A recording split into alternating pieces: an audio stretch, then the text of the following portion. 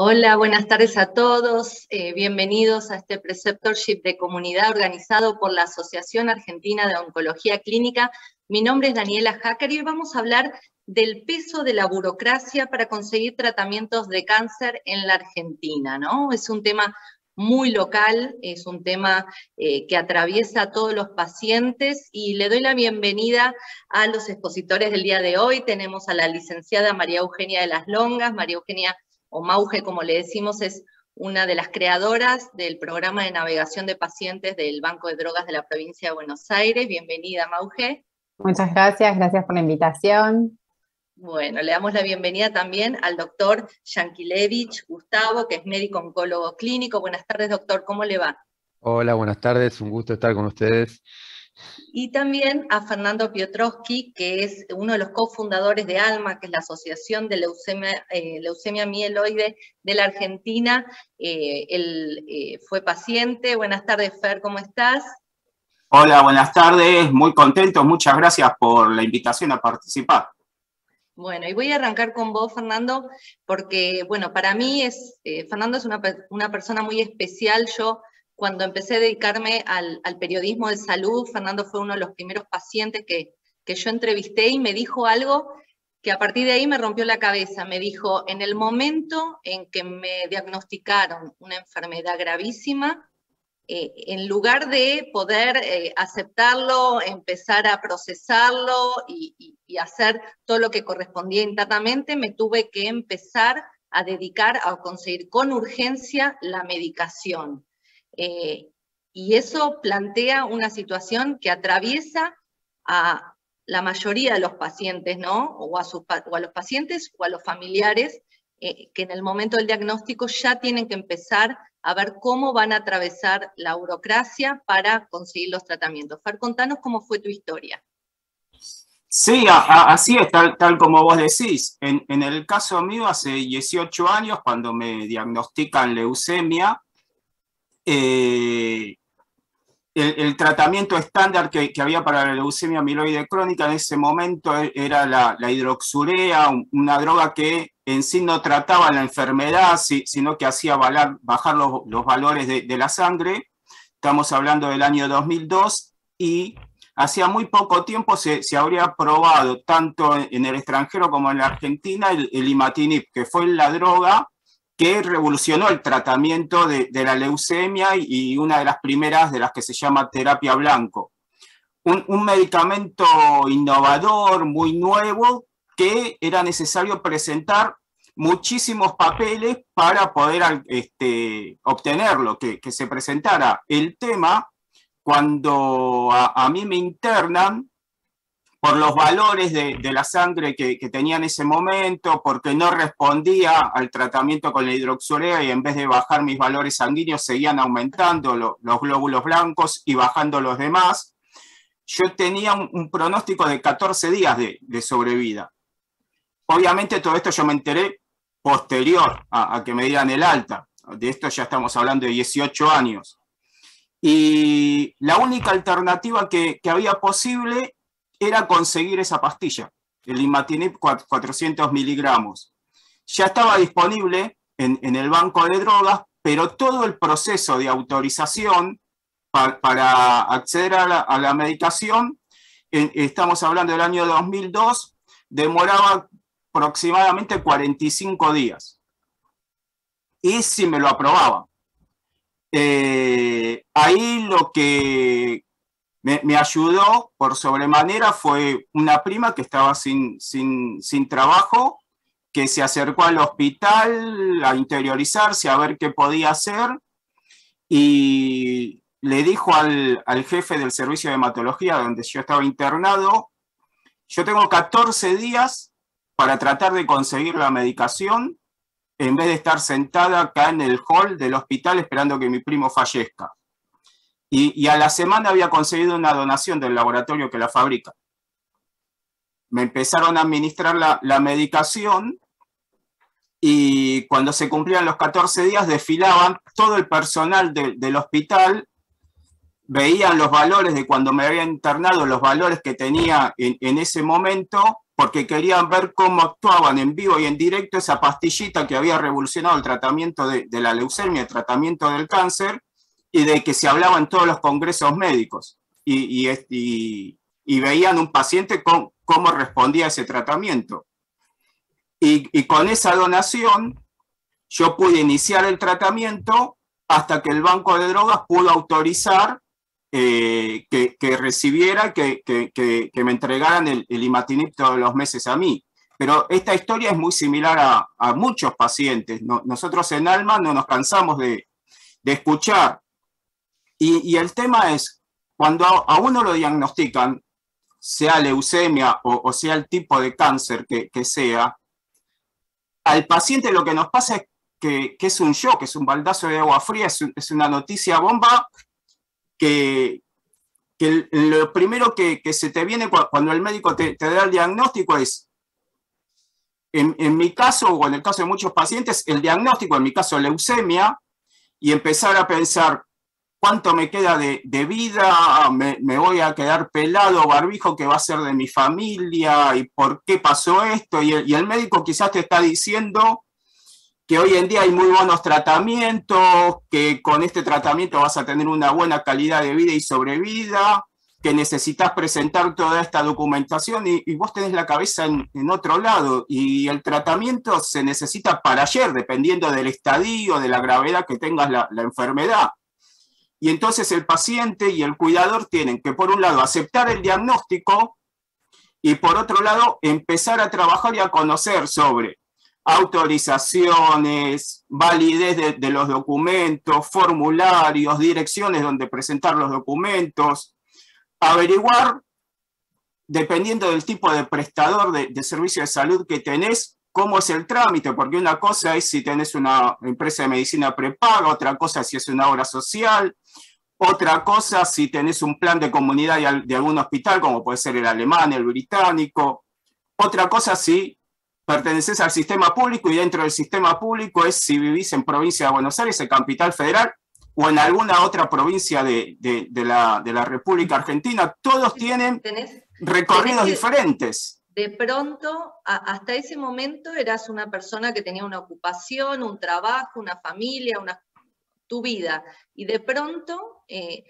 con un diagnóstico, no solo pasás a ser un paciente de una enfermedad grave, sino que te tenés que convertir en un minuto en un experto en una burocracia que hasta ese momento desconocías.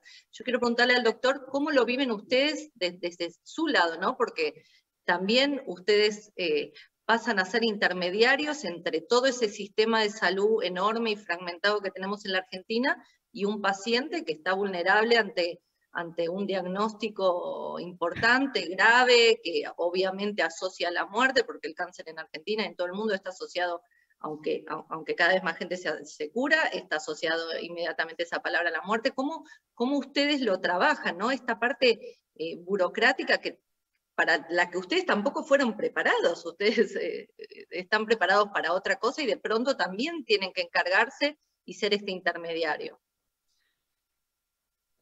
Bueno, yo le estaba escuchando a Fernando. Para contestarte esa pregunta, Daniela, lo más importante es que uno tiene que poner el centro y el objetivo en el paciente.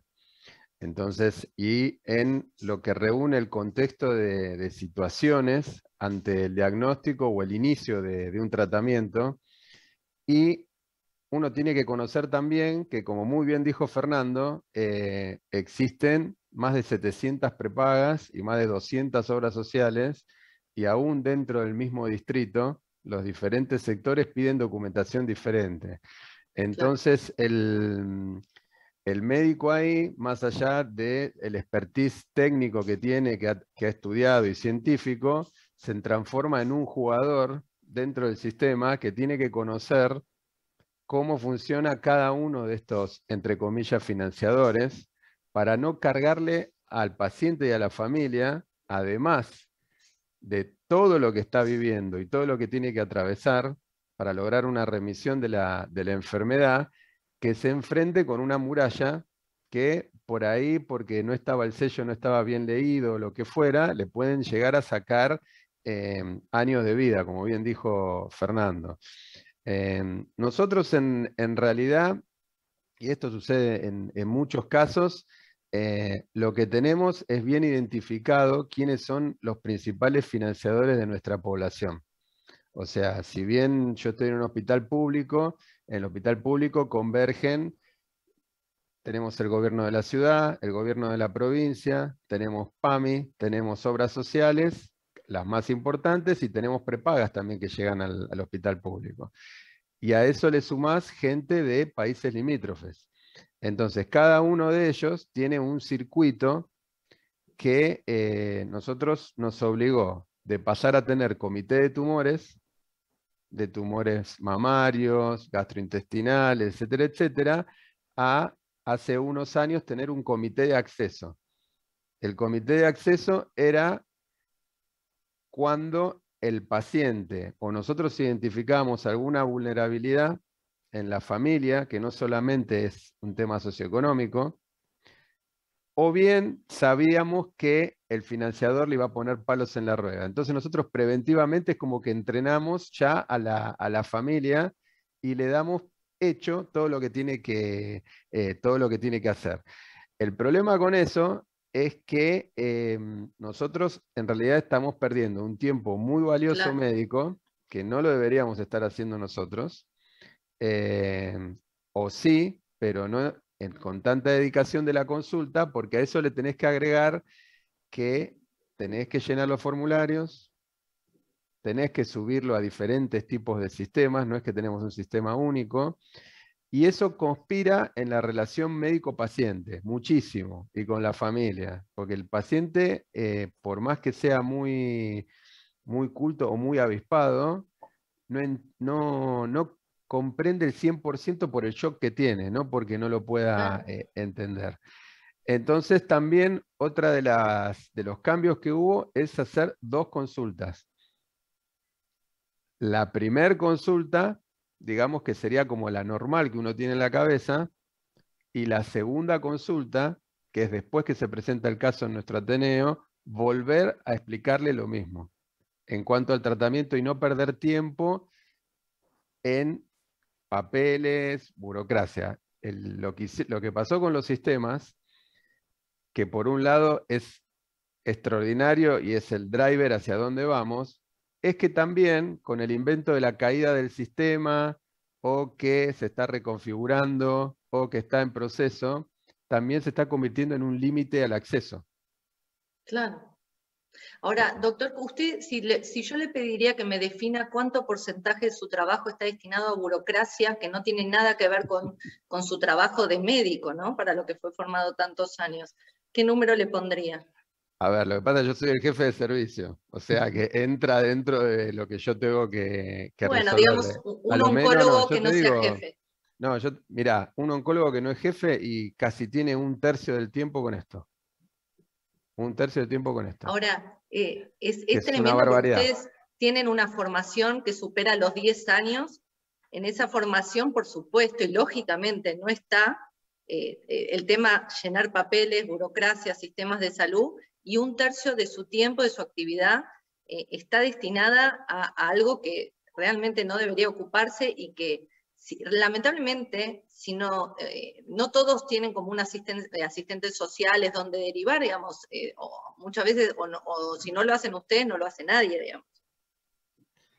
Bueno, a ver, creo que, Daniela, el tema es si le corresponde o no le corresponde. Yo creo que tiene que ver con el compromiso, la vocación, claro.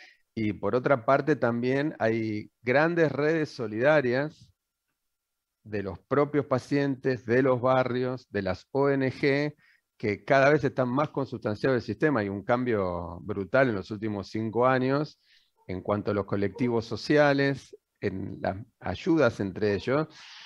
Deberían existir todo un grupo de navegadores o un grupo de asistentes sociales dedicado a esto. Me parece que es una parte, hoy discutir de esto es una tontera, pero si no quiero decir el médico, porque también intervienen farmacéuticos, claro, la gente de cuidados paliativos, pero si no interviene, yo te diría que hoy la mitad de nuestros pacientes no tendrían acceso.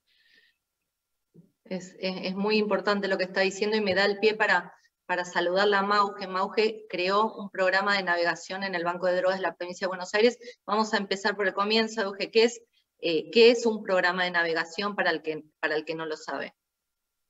El programa de navegación es una herramienta que viene de Estados Unidos. El doctor Freeman en la década del 90 lo creó como el rol de una persona que colaboraba en el acceso justamente al sistema de salud americano de los pacientes afro. Tuvo mucho éxito y forma parte desde el 2005 de una ley donde está consolidado el rol del navegador. Acá en Argentina tuvimos la suerte de participar 3 hospitales cuando fue el protocolo de investigación del cáncer de mama de la mujer latina, si no recuerdo mal fue por el 2012, 2013, participaron 3 hospitales, a mí me tocó la suerte de estar en ese momento en el Instituto Roffo y pude hacer la capacitación como navegadora. Eso me permitió readaptarlo al programa de cuidados paliativos del servicio del doctor Saurí, en ese momento acompañando pacientes terminales. Hacíamos como la navegación del paciente que elegía morir en domicilio, acompañados por supuesto con el equipo médico, con lo importante y fundamental que es el trabajo interdisciplinario. Y a partir de ese trabajo me convocaron en el Ministerio de Salud de la provincia de Buenos Aires en el 2016 la doctora María Viniegra para desarrollar este programa para la provincia de Buenos Aires. El navegador hay que contextualizarlo a la organización o a la institución en función de las necesidades que se pretenden resolver con los recursos para dar respuesta a esas necesidades. En la provincia de Buenos Aires se trabajó con un equipo de 5 personas, buscando el acceso oportuno al tratamiento para reducir lo que en ese momento, como bien Fernando dijo, teníamos tratamientos que se entregaban en 90 días. Entonces se trabajó justamente en disminuir las barreras. Lo primero que tiene que suceder es que todos aquellos actores involucrados tengan la información necesaria y actualizada. Si no, una de las cosas, de las primeras barreras con las que se encuentra el paciente es que depende, como bien dijo el doctor, de la voluntad de la persona con la que se encuentra, le garantiza o no el mayor éxito en el acceso.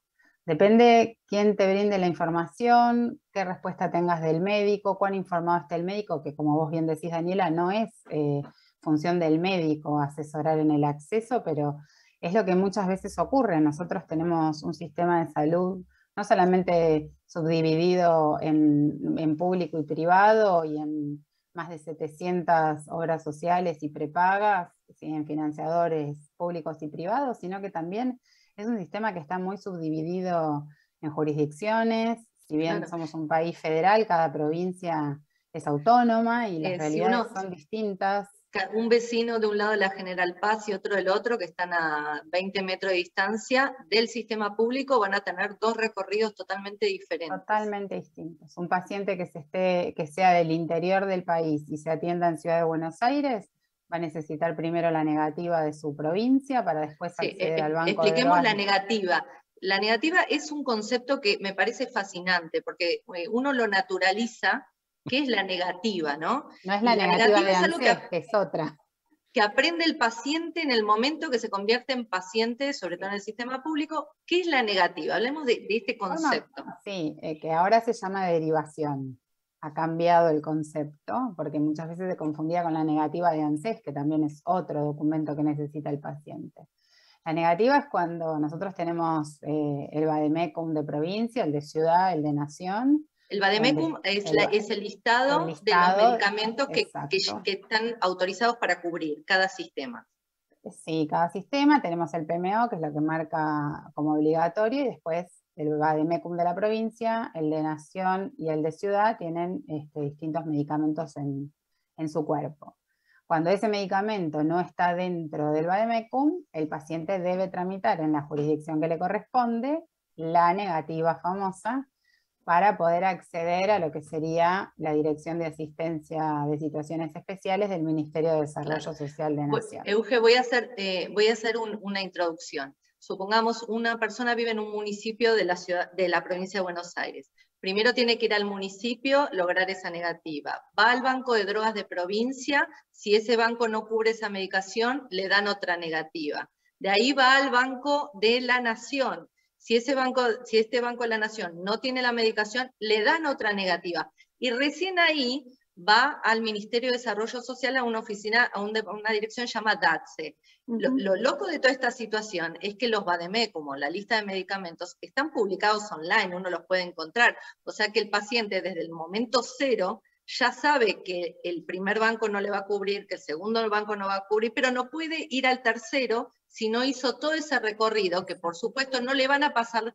esta negativa en el momento, sino que en cada banco va a tener que hacer una presentación, firma de los médicos, por supuesto. Auditoría mediante. Claro, y en cada paso va a perder, por supuesto, el tiempo que necesita la medicación urgente para su vida, pero cuando desde el minuto cero uno se puede fijar en internet y sabe que en el VADEMECUM del primer banco no está lo que él necesita. Sí, pero a ver, muchas veces el VADEMECUM está online, como vos decís, y está actualizado, otras veces no. También tenemos que contextualizar que a veces, como bien decía el doctor, muchos pacientes tienen mucha autonomía y otros no. Por más que hoy tengamos la tecnología al servicio de todo, hay gente que todavía sigue sin poder acceder a ese tipo de herramientas, con lo cual lo insólito es que necesite tantas negativas. O sea, en principio la negativa municipal nunca tuvo un sustento en sí misma, porque si los municipios la provincia, no cubren. No, los municipios no cubren ese tipo de medicación de alto costo, pero por otro lado, si la provincia, o sea, si el paciente, supongamos un paciente de provincia de Buenos Aires, si la provincia es el ente superior, o sea, la negativa municipal no tiene ningún sentido, con la negativa de la provincia debería ser suficiente para ir a nación. En un momento, DATSE articulaba con el Banco Nacional de Drogas y esa negativa se gestionaba desde DATSE. En un momento trabajamos articuladas todas las jurisdicciones y lo hacíamos internamente entre nosotros.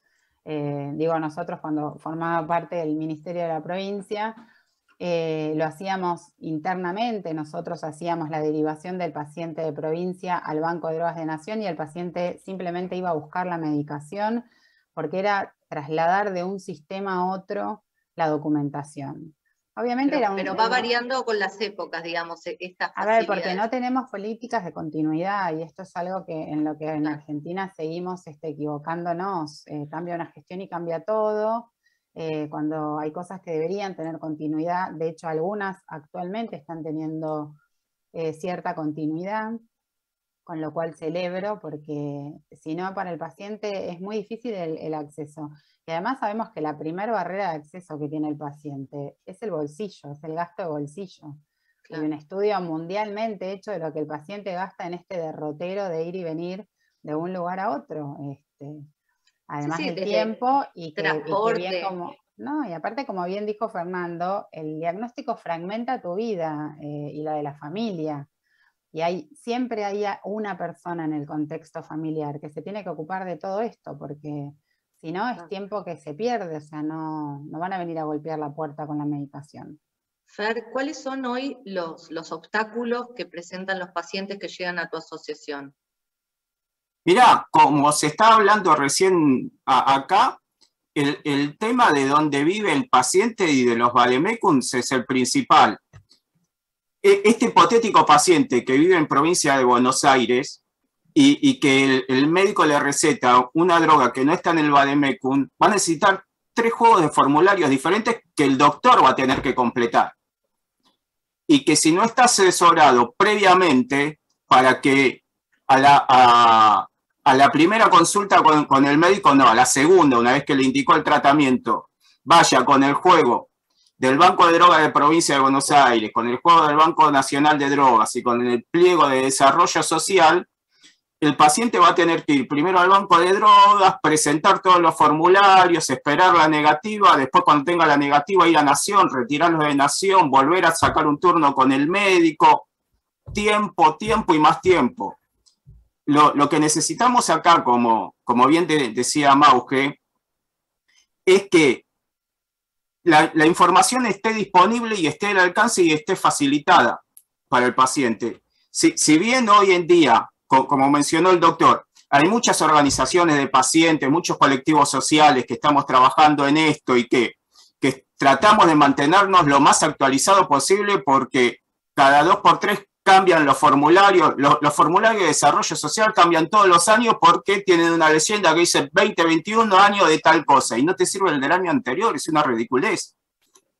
Cuando cambia una leyenda en el membrete nada más. O cuando cambia el nombre del ministro nada más. O cuando hay un papel que es una carta de solicitud al ministro. Sí. Decime qué contenido médico puede tener una carta de solicitud al ministro pidiendo un subsidio para tal medicación. O la encuesta social, porque la encuesta social yo la entiendo en cuanto tienen que cubrir alguna necesidad. ¿Qué es la encuesta social, Meuge? Cuando sale el paciente de la consulta tiene que pasar por el servicio social del hospital para que le hagan una encuesta social, dónde vive, cómo es su casa, cuántas habitaciones tiene, si trabaja, dónde trabaja. Netamente una encuesta social. Ahora, ¿qué sentido tiene a los fines de una prescripción médica? Que no es lo mismo que dar un subsidio por que se le volaron las chapas de la casa, por ejemplo. Claro, porque son dos cosas diferentes. O sea, yo entiendo la encuesta social en ese sentido.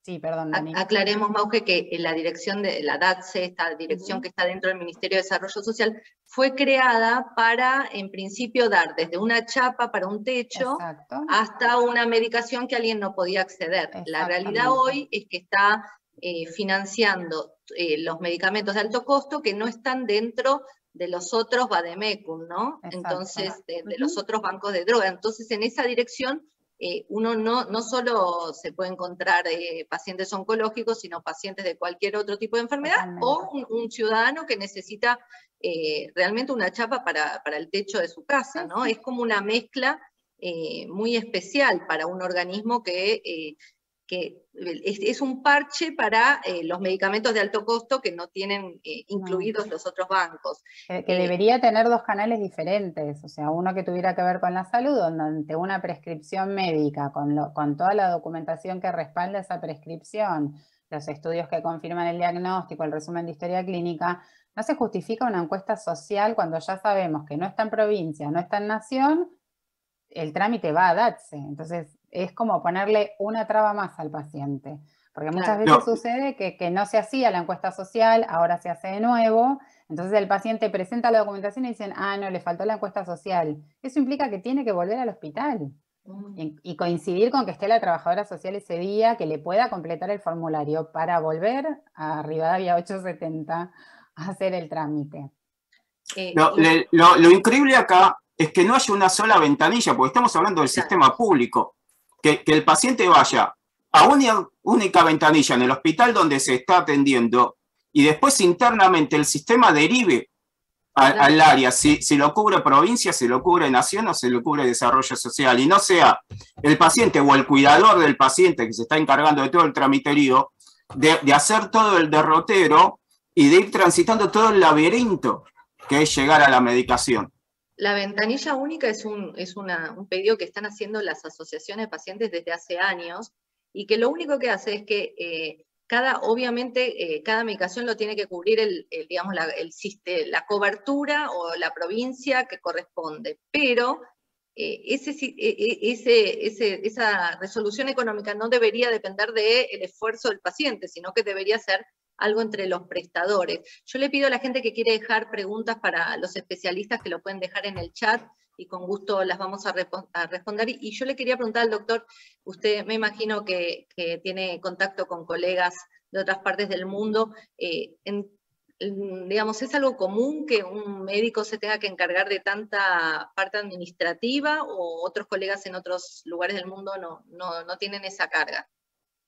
A ver, yo te lo voy a contestar de la siguiente manera. A ver, hay un economista que se llama Downes, que hizo un libro que se llama La Ley de la Desorganización a fines de los 90, que de alguna manera nos ayuda a entender un poquito el mundo en que vivimos. Y él decía, lo voy a hacer muy rápido, si vos tenés el cambio sobre el tiempo, el cambio tecnológico es muchísimo más rápido, es casi vertical.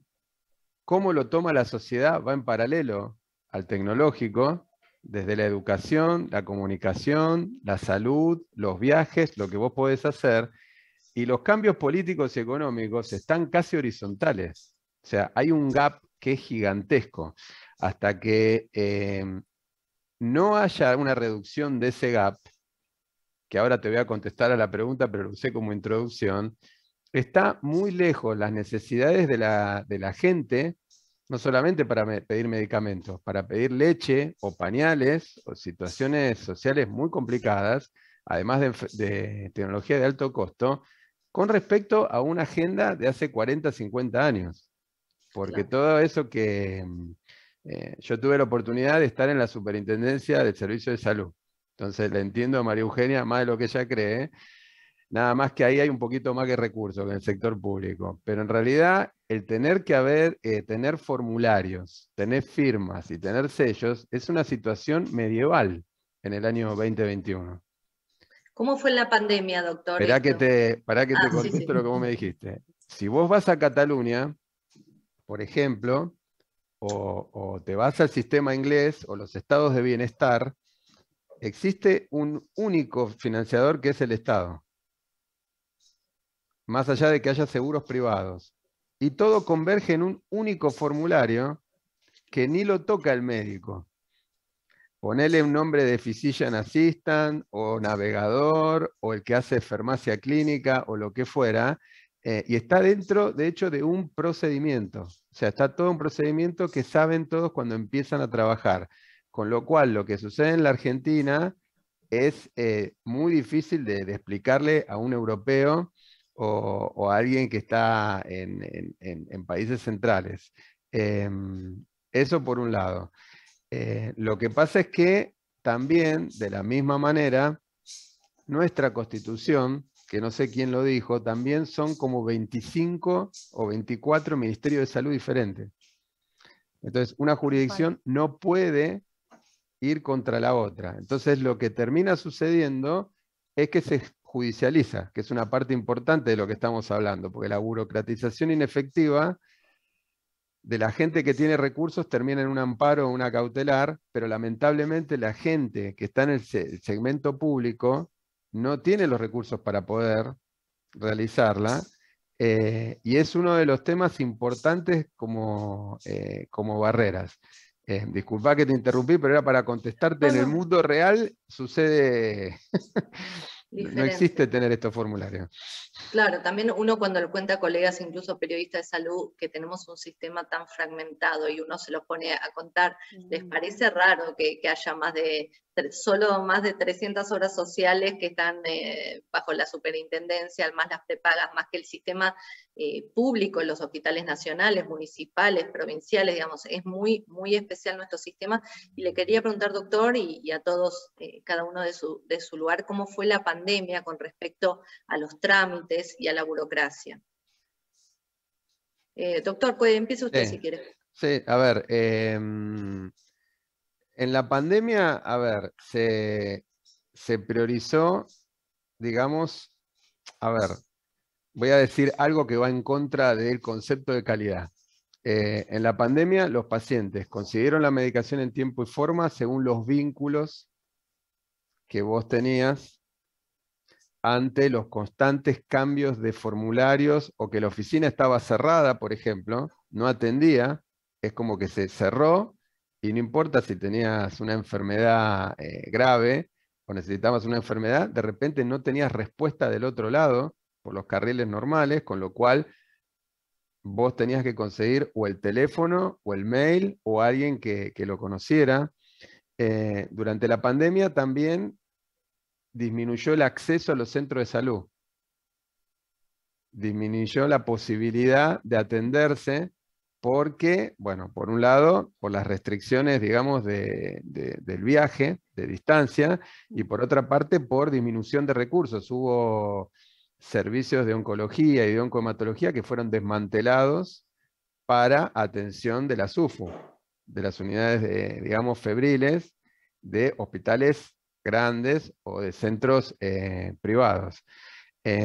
La pandemia en general lo que sucedió es que disminuyó un 40-60% de las visitas a los lugares privados y por diferentes estadísticas, 1/3 de los lugares públicos, que ahora estamos viendo los resultados de eso. Encima no hubo un aliento, no voy a decir de dónde para no entrar en política, no hubo un aliento a que los pacientes con diabetes, con enfermedades cardiológicas o con enfermedades oncológicas tuvieran, digamos, sus controles, o el tema del diagnóstico precoz. Se paró el mundo con el bendito coronavirus y no se previó lo que sucedía con las crónicas no transmisibles y las pediátricas, que estamos viendo ahora cuadros que con una mamografía o con un test de sangre oculta en materia fecal hubieran sido otro el tratamiento y otro el pronóstico. También debo decir que la pandemia demostró que la gente estuvo más a la altura que los que tenían que tomar decisiones arriba. Hubo mucho, digamos, solidaridad entre las personas, hubo muchísimas redes que sobrevivieron a la pandemia y que se hicieron vínculos de familiares que yo la verdad no lo había visto antes, de cómo ayudar y cómo traer desde comida, desde los traslados, desde hacer los trámites. Entonces creo que eso fue bueno de la pandemia. Ahora, si debería ser así, yo creo que no. Es a la heroica, digamos. Yo creo que no, pero fue bien. Y el otro tema es que tampoco hubo una asistencia, digamos, o una bajada de línea clara de cómo proceder nosotros. Es lo que decía el cambio de formulario, estuviste genial. No me acuerdo quién lo dijo, pero sí, nos pasó, por ejemplo, que de un día para el otro empezaron a rechazar un montón de pacientes y resulta ser que era por un cuadrito más que había que llenar por un número de clasificación de la enfermedad que no le dijeron a nadie. No llegó ni a la mesa de despacho del hospital. Entonces, eso originó que una medida que no fue comunicada, 40, 50 personas perdieran 10 días del trámite. Mauge, desde tu visión y preguntándome también desde adentro, ¿por qué uno dice, por qué si faltaba un número no llaman en el momento a un paciente o al médico y le avisan, ¿no? Vos que conociste el sistema desde adentro, ¿por qué se dan estas cosas que son fuera de la lógica, ¿no? Mira, en mi experiencia, muchos años atrás, el Banco de Drogas no tenía contacto con los médicos prescriptores. Fue todo un desafío armar un padrón de médicos y de hecho muchos médicos manifestaron cierta disconformidad o los pacientes se encontraron con cierto rechazo por parte del médico a la hora de completar el formulario donde se pedían simples datos de nombre, apellido, matrícula, mail, teléfono de contacto, justamente para agilizar con el tema de las auditorías o cuando faltaba alguna documentación poder contactarnos con el paciente o con el médico y disminuir ahí el tiempo. Pero es verdad lo que dice el doctor, pero vuelvo a caer sobre lo mismo que estamos fragmentados en todo sentido. Vos a veces mandás una comunicación al hospital, llega a la dirección y muere en la dirección. Y no se la comparten a los servicios, o se la comparten a determinado servicio y dentro del mismo hospital. Es como que son todos mundos diferentes y no es un trabajo transversal, pero esto es una cuestión social nuestra. Por eso vuelvo a lo mismo. El viaje del paciente va a ser más o menos dificultoso en función de quién haya sido la primera persona que le brindó la información. Y eso es muy difícil porque el doctor le pone todo su compromiso y toda su vocación, no solo como médico, su vocación de servicio y de poner el paciente en el centro, y el paciente se va a ir de ahí sin ninguna duda con toda la documentación o toda la información necesaria para iniciar el difícil camino que es el del tratamiento.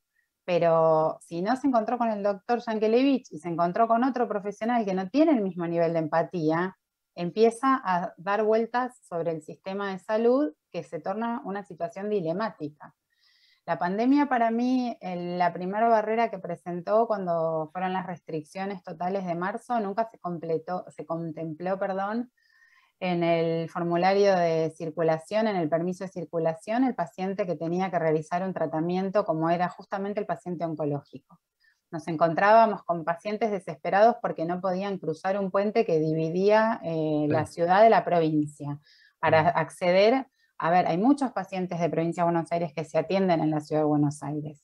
No podían acceder.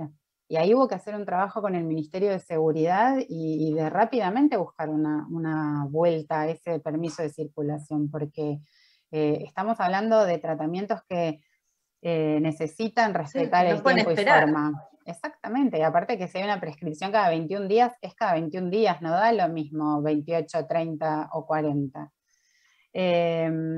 En algún punto, como decía el doctor, la tecnología va en un crecimiento vertical, los consumidores de la tecnología vamos acompañando ese crecimiento, y yo creo que por lo menos la parte del Estado se vio obligada a modificar ciertas cuestiones que hoy llamativamente vuelven para atrás. Bueno, mira, hay un punto muy importante porque justamente le quiero preguntar a Fer desde su experiencia.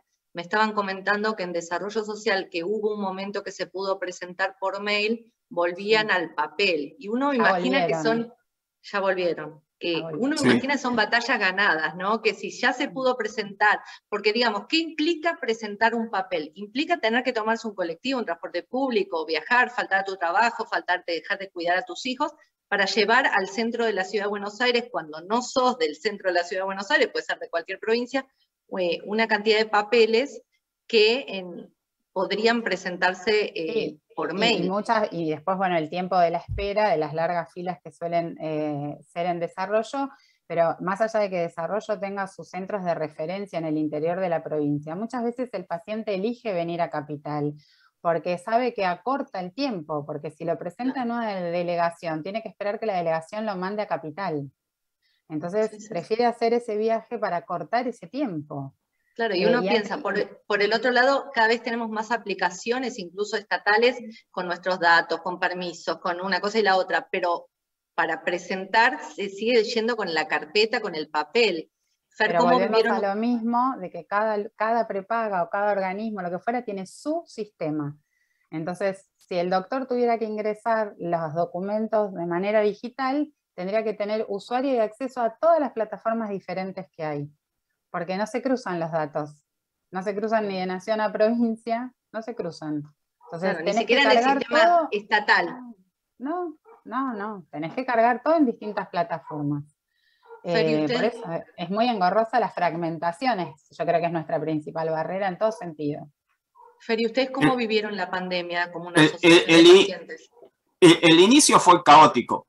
Marzo del 2020, donde se cerró todo, fue desesperación. Por un lado, por la falta de información que había al respecto, y ahí no se le puede echar la culpa a nadie. No había información porque era todo muy nuevo. Entonces, los principales miedos de los pacientes eran: ¿soy más propenso a tener COVID? ¿Estoy inmunosuprimido? ¿No estoy inmunosuprimido? ¿Cómo llevo mi tratamiento? De repente no podías ir a la consulta, no podías obtener la receta, y si obtenías la receta porque tenías el celular del médico y te la mandaba por foto, no estaban instauradas todavía ni aceptadas las recetas digitales. Si querías ir a la obra social, estaba cerrada. Fer, el tema de la receta digital, eso me parece que es algo que llegó para quedarse, ¿no? Porque es algo que facilitó a todos los pacientes, digamos, los más graves, y un antibiótico por, no sé, una angina, digamos. Es algo que... Tenemos perdón, Fer, como modelos. La validez de los tiempos de las recetas, como la validez de los tiempos de las recetas de 30 a 90 días fue todo un logro. Ahora no sé qué va a pasar. Tenemos modelos que son dignos de aplaudir. Lo que hizo PAMI en su plataforma, en poder presentar absolutamente todos los papeles, renovación de expedientes, hasta afiliaciones de manera online, es para ponerse de pie y aplaudir, porque ya no tenés que ir a una UGL y depender de cuán conocimiento tiene el personal que te está atendiendo sobre si te van a cubrir o no cubrir el medicamento. A nosotros nos pasaban que pacientes iban a una UGL en Resistencia, en Chaco, a pedirle autorización para un estudio, se lo negaban, nosotros lo presentábamos online por la plataforma y se lo autorizaban. ¿Qué es UGL, Fer? La unidad de pronta gestión del PAMI, son las oficinas donde cada afiliado de PAMI va a presentar sus trámites. Puede hacerlo de manera presencial o puede hacerlo online. Desarrollo social, que te aceptaba todo online, ahora de vuelta todo presencial, con todos los contratiempos que dijimos. Faltar al trabajo, el viaje, los viáticos, el estar horas esperando ahí en Rivadavia 870, porque se va a pedir absolutamente de todo, como bien dijimos, desde un subsidio para un microemprendimiento hasta una medicación de alto costo. Los gastos que representa, pues se pasa todo el día ahí la persona. Y con lo que implica, Fer, si le faltó una firma, un sello, que tiene que volver presencial, no es que lo salva el médico y lo mandaste por mail. Hay algo que también es un poco insólito cuando uno lo cuenta, ¿no? Que es que una vez que se logra la medicación, finalmente se superó todo, uno, alguien que no está interiorizado en el tema no puede imaginarse todo el recorrido para obtener, una vez ya está autorizado, ¿dónde va a estar ese medicamento físicamente? Tenemos farmacias hospitalarias, farmacias de afuera, la medicación que viaja en tren, colectivo, carteras. Doctor, ¿cómo es conseguir esa medicación una vez que se aprobó? No, a ver, también depende del financiador. Hay financiadores que, nada, a ver, normalmente existe, digamos, toda una regulación de la logística de la medicación para que la fuente sea confiable y lo que se le entrega tenga una trazabilidad, pero hay proveedores que lo traen directamente a la farmacia del hospital y otros que no, para no dar detalle. Pero de todas maneras es fundamental que el farmacéutico que lo recibe también vea de dónde proviene la medicación que se le está dando, sobre todo porque estamos pensando de que en el alto costo estamos hablando de millones de pesos, de lo cual depende la vida de una persona, y de vuelta, es algo medieval, digamos, de que desde una boca de expendio viaje la medicación kilómetros y kilómetros hacia otros lados en forma muy diferente. No quiero hablar de la cartera, pero una cosa es en un camión de logística que tiene todo en regla y que la droguería o el intermediario lo entrega, y otra cosa es otras situaciones, sobre todo porque en redes sociales vos entras a Mercado Libre y puedes comprar cualquier cosa encima, cualquier cosa. Entonces, no es, lo que vos decís, Daniela, no es nada menor. Y sobre todo que hay un punto muy importante, que muchas veces el acceso al medicamento se logra, pero los tratamientos son todos regímenes y de repente tenemos pacientes que en la renovación del tratamiento no pueden seguir el tratamiento, o sea, se corta el tratamiento, que eso es en contra de la salud, de vuelta, porque falta el formulario de renovación. O sea que además del formulario para tenerla, tenés un formulario de renovación. Claro. Sí, o una traba, permíteme agregar una traba, Daniela. Suponete que a mí el prestador me autorizó por 6 meses el tratamiento, ¿no?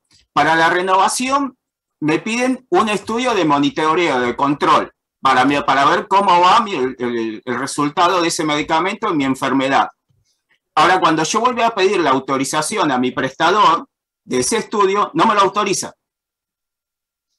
Entonces yo tengo que ver de conseguir... No te autoriza el estudio que te va a permitir continuar con el tratamiento. Claro, me exigen un estudio. Lo exige, porque si no, no me autoriza, no pasa auditoría. Entonces, como paciente tengo que ver de qué manera consigo el dinero, que encima son estudios costosos, para hacer el estudio, o consigo de alguno de los fabricantes de medicamentos que generalmente pueden llegar a financiar esos estudios para presentarle al financiador para que finalmente me autorice el tratamiento, cuando en realidad me tendría que autorizar el tratamiento y el estudio de control. Claro.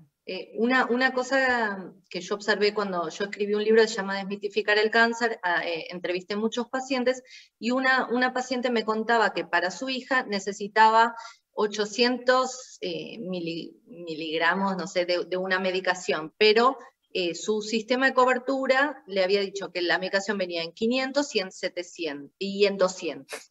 Entonces, para llegar a esos 800 le tenían que dar 100 de más. pero el sistema no le daba 100 de más. O sea, le podía haber dado 100 de más y después de alguna manera, bueno, no. Entonces, eso que faltaba tenía que conseguirlo por otro sistema, o sea, nunca le daban la prescripción venía en menos de lo que ella necesitaba, siempre le faltaba un poco para completar lo que el médico le había recetado. Y esas cosas son insólitas, digo, si un médico receta una cantidad de una medicación, pero ocurre más de lo que te imaginás. El doctor empieza a hacer malabares para ajustar la medicación, la dosis, o para combinar en los mismos pacientes que tienen la misma terapia para poder hacer uso racional de los medicamentos y compartirlos, porque suele ocurrir más de lo que uno se imagina. Ahí, Daniela, hay dos esferas. A ver, una esfera es que desde el punto de vista de los médicos y quienes, digamos, gestionamos, no hay datos en la Argentina en cuanto al porcentaje real de pacientes que les pasa esto. Que todos sabemos que es mucho, pero eso no lo van a hacer nunca los organismos oficiales, porque es fracaso de los procedimientos, pero creo que como sociedad nos debemos nosotros conocer el porcentaje, quiénes, por qué, porque si es siempre la misma oficina, o siempre es el mismo grupo de pacientes, o siempre la misma medicación, vos podés tomar acciones, que me parece que ya se están empezando a hacer trabajos en varios lados al respecto. O sea que yo supongo que el año que viene y el 2023 vamos a tener resultados acerca de eso. Y el segundo punto, que recién ahora se está empezando a hablar, a pesar de que en otros países ya es, digamos, estudiado hace mucho tiempo, es el gasto que se llama basura. O sea, yo gasto en estructura, en recursos humanos, en la logística, el medicamento y lo que fuera, pero al tener sistemas ineficientes, gasto plata y tiempo, y eso no está mensurado tampoco en nuestro querido sistema de salud. Y te puedo asegurar que es multimillonario a eso. Entonces, agregar un poquito de eficiencia a la pobre mujer, lo que le va a llevar es que directamente no quiero decir la palabra, pero va a ir con un caño a pegarle a los muchachos, o lo va a judicializar, porque es una burla. Yo tuve 2 episodios grotescos que a la persona no le daban una medicación porque como, no sé, tenía 820 y los frasquitos le alcanzaban hasta 700, que es parecido a lo que me estás diciendo, no le proveían la medicación.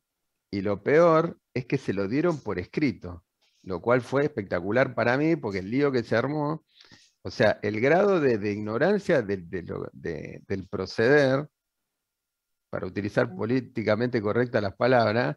Está haciendo mucho esfuerzo, doctor. Sí, pero lo tenemos escrito en el papel, que no se le daba porque los frasquitos no daban tanto.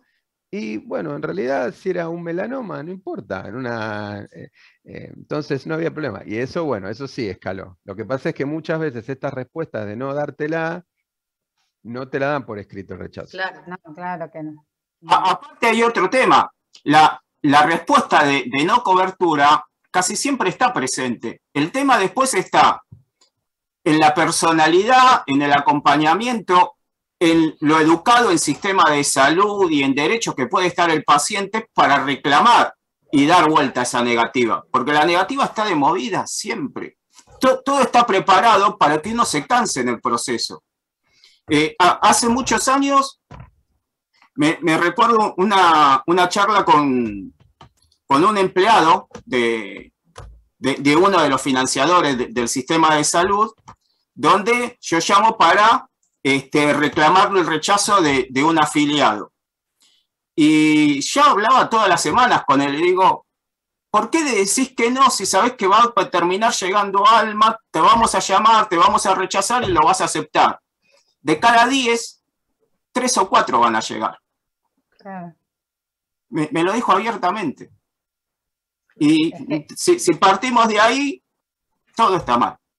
No solo eso, sino también, como decía el doctor, no todos tienen los recursos para llegar al recurso de amparo, que hoy, si bien hay muchas ONGs que están nucleadas y están asesorando a los pacientes en sus derechos, también la Defensoría del Pueblo hoy está mucho más accesible y tomando partido y protagonismo con las cuestiones que tienen que ver con la salud, sino que después aquel paciente que accede a un recurso de amparo, el recurso de amparo a mí que me ha tocado participar desde el Ministerio en determinadas audiencias y mediaciones, uno ahí es como que va aprendiendo la interna, ¿no? Y un recurso de amparo de salud hay por sorteo en cualquier juzgado, no es que son juzgados que tienen conocimiento y están especializados en temáticas de salud. Entonces el fiscal o quien le toque turno va a ver un amparo judicial por un derecho a la salud, derecho a la vida, y siempre va a fallar a favor del paciente.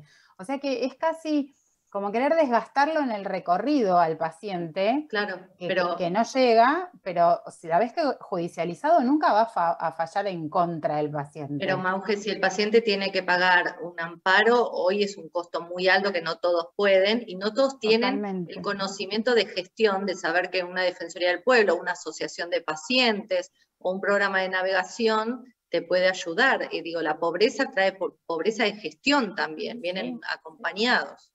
Pero bueno, también hay una realidad que en los últimos 5 años la presencia que tienen las ONGs ha aumentado exponencialmente. Hoy hay más de 80 ONGs nucleadas Juntos por el Cáncer. Entonces hay una fuerza que se está haciendo desde ahí que me parece que es fundamental, porque sabemos que el aumento de los números de cáncer en los distintos tipos de patologías es cada vez mayor, y que hay nuevas moléculas a las que no tenemos acceso, y los médicos, o sea, participan de congresos y están en la vanguardia de las líneas de tratamiento, y nosotros acá seguimos como permanentemente empujando la carreta.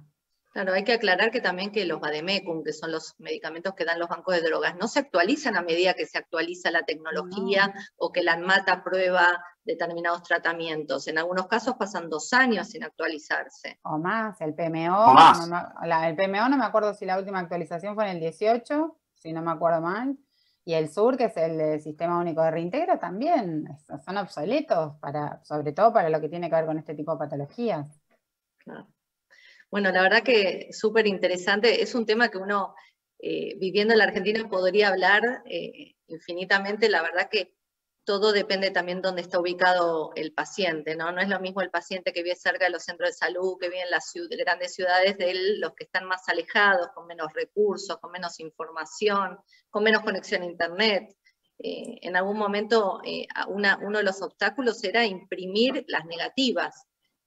Una impresora no todos tienen en su casa, ir a un locutorio implica un gasto, que no todos pueden hacerlo cuando son tantos papeles, y uno dice, ¿cómo puede ser un obstáculo la impresión de un papel que el Estado lo tiene porque tiene internet y lo puede bajar? Digo, lo que se llama la negativa de ANSES, que quiere decir que no tenés otra cobertura privada o semiprivada, el Estado puede acceder, cualquier persona del Estado, porque es algo público. Digo, nosotros tenemos esa barrera, la barrera de una impresión, parece insólita hoy en día, cuando el mundo se está despapelizando, que nosotros tengamos esa barrera. Digo, van de ahí para arriba todo lo que uno no se puede imaginar. Yo les agradezco, María Eugenia de las Longas, ¿dónde hay navegadores de pacientes? ¿Dónde pueden encontrar los pacientes estas posibilidades, esta ayuda? Mira, en la provincia de Buenos Aires está el equipo funcionando en el Ministerio de Salud de la provincia, en el Plan Provincial de Control de Cáncer, está la información de contacto en la página del Ministerio. Yo hoy estoy trabajando desde otras áreas de la salud pública en el municipio de Lanús, también trabajando con el equipo de la Secretaría de Salud de Lanús en el acceso de los pacientes a los distintos programas, no solamente al oncológico. Y después, bueno, en lo que tiene que ver con el sector privado hay muchos programas de pacientes que buscan trabajar permanentemente con el acceso a la salud, a los tratamientos, a muchos tratamientos de los que no están en vademecum, así que sería fantástico que hubiera navegadores de pacientes, uno por lo menos en cada hospital. Doctor, y en los hospitales, por ejemplo, públicos, ¿usted dónde los en qué sería en asistencia social, donde la gente puede encontrar este apoyo? ¿A mí me está preguntando? Sí, sí, sí. A ver, depende del organigrama, ahí ya Claro. nos metemos, depende del organigrama. Hay una oficina, por ejemplo, que se llama FACOEP, que gestiona en Ciudad de Buenos Aires el recupero de todo lo que es PAMI, obras sociales y prepagos. Yo creo que un navegador ahí, seguro. Después debería haber un navegador, obviamente, en asistencia social, pero me parece que no estoy en Depende. condiciones de decirte lo que sí, no lo pondría en un área obsoleta, o sea, sino en un área a donde tienen que ir los pacientes. Claro. En realidad es al revés. Y esto María Eugenia sabe más que yo, en realidad Servicio Social debería establecer como un triage de vulnerabilidad para no tampoco malgastar recursos y que los navegadores, ante una dificultad que se detecten, vayan a trabajar sobre esos pacientes y su familia, o cuando el médico o un agente del equipo de salud vea una situación que hay que resolver. Después, ¿en dónde están en el organigrama? En Lo cada importante es lugar que es estén. diferente. No, con que haya uno, firmamos contrato. Bueno, Fernando, ustedes, las asociaciones, bueno, Asociación Alma, pero hay muchas asociaciones que dan este respaldo. Ustedes son especialistas en el acceso, pero hay muchas también que acompañan. Así es, lo más recomendable a toda persona que está atravesando un diagnóstico oncológico es que ponga el diagnóstico Asociación de Pacientes, que googlee, que seguramente va a encontrar alguna organización de pacientes que está trabajando en esa patología en especial y que los van a ayudar desde la propia experiencia, porque quienes formamos las asociaciones de pacientes somos pacientes que pasamos por el diagnóstico, por la patología y que hicimos el recorrido. Entonces, desde la experiencia que cada uno va llevando por los años, es lo que vamos transmitiendo a todos aquellos que se contactan con nosotros. Bueno, yo les agradezco, María Eugenia Las Longas, doctor Yankelevich y Fernando Piotrowski, les agradezco que nos compartan su tiempo para ayudar a otros. Agradezco a la Asociación Argentina de Oncología Clínica por este espacio, al doctor Vela, y bueno, les agradecemos mucho y quedamos a su disposición para la próxima charla. Chao, gracias a todos. Gracias, Muchas gracias por todo. a todos. Gracias. Un gusto. Oh.